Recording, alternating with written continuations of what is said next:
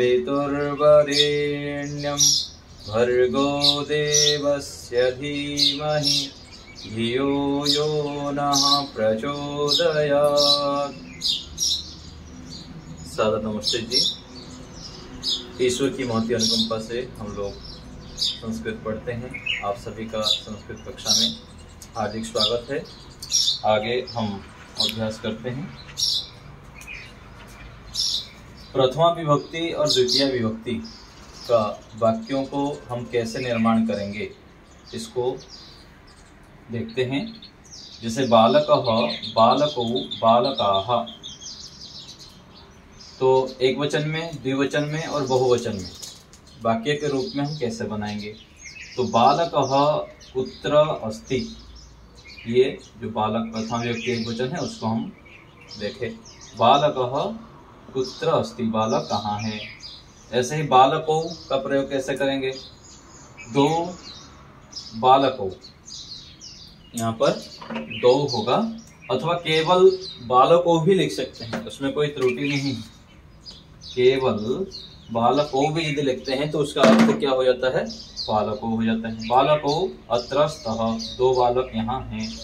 बालकाः तत्र सन्ति, ये बहुवचन में इसका प्रयोग। बालकाः तत्र सन्ति, बालक वहाँ हैं। तो यह हो गया प्रथमा विभक्ति एक वचन, द्विवचन और बहुवचन में। द्वितीय विभक्ति का हम प्रयोग कैसे करेंगे। जैसे बालकम है तो सह बालकम पश्यति। द्वितीय विभक्ति क्या है, कर्म को, बालक को देखता है, वह बालक को देखता है। तो बालकम पश्यतः, बालकम का ही हम प्रयोग कर रहे हैं। यह विभक्ति एक वचन में हम प्रयोग देख रहे हैं। तो बालकम पश्यतः, त्वं बालकम पश्य, तुम बालक को, ये बालक जो है इसी का ही बालकम पश्य। यूयम बालकम पश्यत, यूयम, यूयम ये दीर्घ होगा।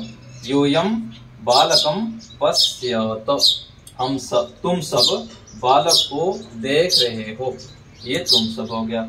त्वं बालको पश्य, तुम बालक को देखो। देखिए यहाँ पर प्रथमा विभक्ति द्विवचन में भी बालको है, द्वितीय विभक्ति द्विवचन में भी बालको है। दोनों जगह पर द्विवचन में बालको है, लेकिन अलग अलग प्रयोग होगा। यहाँ पर दो बालक यहाँ हैं, यहाँ प्रथमा विभक्ति द्विवचन का है, और यहाँ पर तुम दो बालक को देखो, तो ये भी बालको है, लेकिन यहाँ पर कर्म में है, द्वितीय विभक्ति द्विवचन में है, इसको ध्यान देंगे। तो त्वं बालको पश्य, तुम दो बालक को देखो। ऐसे ही वह दो बालक को देखता है, तो सह बालको पश्यति, सह बालको पश्यति। अहम बालको पश्यामि, मैं दो बालक को देख रहा हूँ। आवाम, हम दोनों दो बालक को देख रहे हैं। आवाम बालको पश्यावः। वयम बालको पश्यामः, वयम हम सब दो बालक को देख रहे हैं। तो यहाँ पर जो बालको है ये द्वितीय विभक्ति द्विवचन में है, और यहाँ पर जो बालको है ये प्रथमा विभक्ति द्विवचन में है। तो कर्ता में यहाँ पर प्रयोग हुआ है, यहाँ पर कर्म में प्रयोग हुआ है। कर्म में होगा तो द्वितीय विभक्ति का प्रयोग होगा, और कर्ता तो प्रथमा विभक्ति में प्रयोग होगा। तो ऐसे हमको समझना है। तो यहाँ पर बालकों का देख लिया हम प्रयोग, बालकों का हो गया। आगे देखिए बालकान, द्वितीय विभक्ति बहुवचन, तो इसको कैसे प्रयोग करेंगे। वह सब बालक को देख रहा है, वह सह सब बालक को, बालकान सब बालकों को देख रहा है। तो वे दोनों सब बालक को देख रहे हैं। तो बालकान पश्यतः, अहम बालकान पश्यामि, मैं सभी बालकों को देख रहा हूँ। समझ रहे हैं ठीक से। ये बालकान क्या है, द्वितीय विभक्ति बहुवचन है, कर्म में द्वितीय विभक्ति। तो मैं सब बालक को देख रहा हूँ, हम दोनों सब बालक को देख रहे हैं। आवाम बालकान पश्यावः, वयम बालकान पश्यामः, हम सब बालकों को देख रहे हैं। तो ये प्रथमा विभक्ति और द्वितीय विभक्ति का प्रयोग हम देखे, ऐसे ही प्रयोग करेंगे सब जगह। और एक देखते हैं, इसी को ही पुनः आवृत्ति करते हैं। विद्यालयः विद्यालयो विद्यालयाः, विद्यालयम विद्यालयो विद्यालयान। इसका प्रयोग कैसे करेंगे हम? तो ये कर्ता में प्रयोग करेंगे, प्रथमा विभक्ति है तो प्रथमा विभक्ति का प्रयोग करेंगे। यहाँ एक विद्यालय है, अत्र एकः विद्यालयः अस्ति, विद्यालयः कुत्र अस्ति, यहाँ पर विद्यालय का प्रयोग किए। आगे है द्विवचन में, अत्र विद्यालयो स्तः, यहाँ दो विद्यालय हैं। तत्र विद्यालयो स्तः, वहाँ दो विद्यालय हैं। ये किसका प्रयोग कर रहे हैं? प्रथमा विभक्ति द्विवचन में। बहुवचन में देखिए, कुत्र विद्यालयाः सन्ति, कहाँ विद्यालय हैं, ये बहुवचन में कर रहे हैं। अत्र विद्यालयाः सन्ति, यहाँ बहुत सारे विद्यालय है, दो से अधिक होने से बहुवचन हो जाता है, तो यहाँ विद्यालय हैं। यह हो गया प्रथमा विभक्ति एक वचन, द्विवचन और बहुवचन में वाक्य बनाना। आगे देखिए द्वितीय विभक्ति एक वचन में, वह विद्यालय को देख रहा है, सह विद्यालयम पश्यति, वे दोनों विद्यालय को देख रहे हैं। तो विद्यालयम पश्यतः, त्वम विद्यालयम गच्छ, तुम विद्यालय को जाओ। ये कौन सा है? प्रथम द्वितीय विभक्ति एक वचन में विद्यालय का हम प्रयोग किए, विद्यालय को। आगे द्वितीय विभक्ति द्विवचन, प्रथम विभक्ति द्विवचन में भी विद्यालय है और द्वितीय विभक्ति द्विवचन में भी विद्यालय है, लेकिन यहाँ पर विद्यालय प्रयोग कर दिए प्रथम विभक्ति में। यहाँ द्वितीय विभक्ति में देखेंगे, तुम दो विद्यालय को जाओ, त्वम विद्यालयो गच्छ। यहाँ दो विद्यालयों भी कहने से सही रहेगा और केवल विद्यालयों कहने से भी कोई गलत नहीं है, वाक्य सही है। सह विद्यालयो गच्छति, वह दो विद्यालय को जाता है। अहम विद्यालयो गच्छामि। आगे देखिए बहुवचन में, विद्यालयम विद्यालयो विद्यालयान, द्वितीय विभक्ति बहुवचन में देखिए, ते विद्यालयान गच्छन्ति, वे सब विद्यालयों को जा रहे हैं। अहम विद्यालयान गच्छामि, मैं बहुत सारे विद्यालय को जा रहा हूँ। अवाम विद्यालयान गच्छावः, हम दोनों विद्यालयों को जा रहे हैं। वयम विद्यालयान गच्छामः, विद्यालय हम सब बहुत सारे विद्यालय को जा रहे हैं। तो ये प्रथमा विभक्ति और द्वितीय विभक्ति में ऐसे ही वाक्य बनाने का अभ्यास आप लोग करते रहेंगे और ऐसे ही समझेंगे। तो प्रथमा विभक्ति एक वचन, द्विवचन, बहुवचन में कैसे वाक्य बनाएं और द्वितीय विभक्ति एक वचन में, द्विवचन में और बहुवचन में कैसे वाक्य बनाना है, उसका हम अभी अभ्यास किए। आगे बढ़ते हैं। आप लोग बोलते थे कि अच्छा जी वाक्य बना के दीजिए, हम लिखेंगे। तो ये सब प्रश्न हैं, आपको उत्तर लिखना है। तो यहाँ पर संस्कृत बनाना है आपको, हिंदी देख के संस्कृत बनाना है। यहाँ पर अलग लिख दिया गया है, इसको आपको हिंदी बनाना और संस्कृत बनाओ, ऐसे होगा।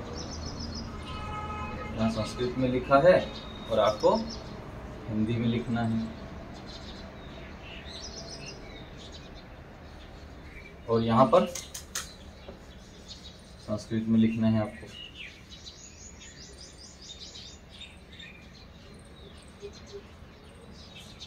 ठीक है, तो ये संस्कृत दिया है, आपको उसका हिंदी अनुवाद करनी है और यहाँ पर हिंदी में लिखा है, आपको संस्कृत में लिखना है।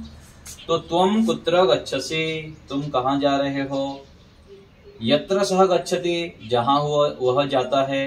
अहम तत्र गच्छामि, मैं वहाँ जाता हूँ। सः कुत्र गच्छति, वह कहाँ जा रहा है, जाता है। तो ऐसे आप लोग को सारा लिख लेना है। पहले इसको मैं फिर से एक बार पढ़ देता हूँ, आप सुन लीजिए, फिर वीडियो बंद करके आप उसका उत्तर लिख देंगे। त्वम सर्वत्र गच्छसि, तुम सब जगह जा रहे हो। किम सह गच्छति, क्या वह जाता है। सह गच्छति किम, वह जाता है क्या, जा रहा है क्या। यत्र त्वं गच्छसि, जहाँ तुम जाते हो। अहम सर्वत्र गच्छामि, मैं सब जगह जाता हूँ, जा रहा हूँ। त्वं गच्छसि किम, तुम जा रहे हो क्या। अहम न गच्छामि, मैं नहीं जा रहा हूँ। त्वं न गच्छसि, तुम नहीं जाते हो, नहीं जा रहे हो।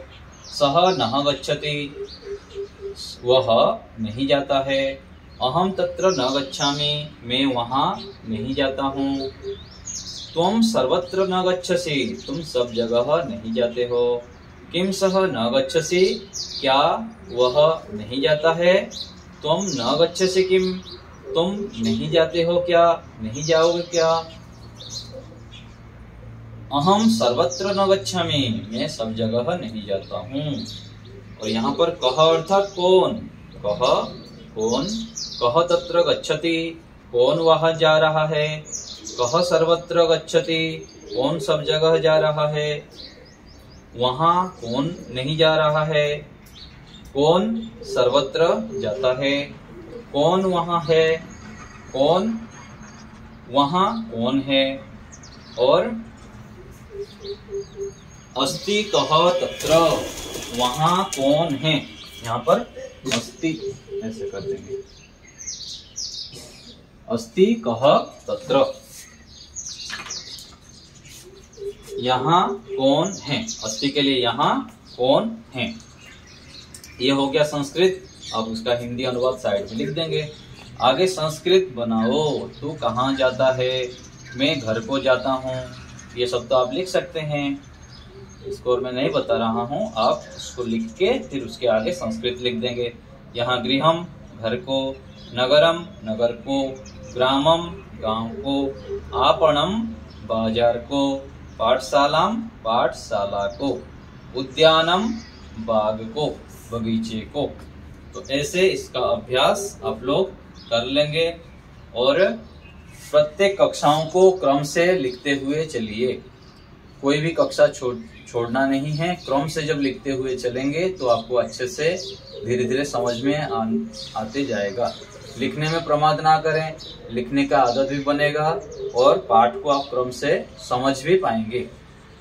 इसलिए सभी कक्षाओं को निरंतर लिखते जाएं और शब्द रूप, धातु रूप आदि को प्रत्येक दिन कुछ कुछ मात्रा में याद करते हुए चलें। और जहां पर समझ में ना आए फिर हमको पूछ लेंगे, और जो आपको सुझाव देना हो, कुछ समझ में नहीं आता है तो कमेंट में लिख के बताएं। और हमारे जो वैदिक पाठशाला ग्रुप है उसमें जुड़ने के लिए डिस्क्रिप्शन में उसका लिंक दिया गया है। आप स्वयं भी जुड़ें, दूसरे को भी जुड़ाएं और निरंतर आप अभ्यास करते रहें तो धीरे धीरे हम आगे बढ़ते जाएंगे और संस्कृत सीख लेंगे। आज यहीं कक्षा को विराम देते हैं। ओम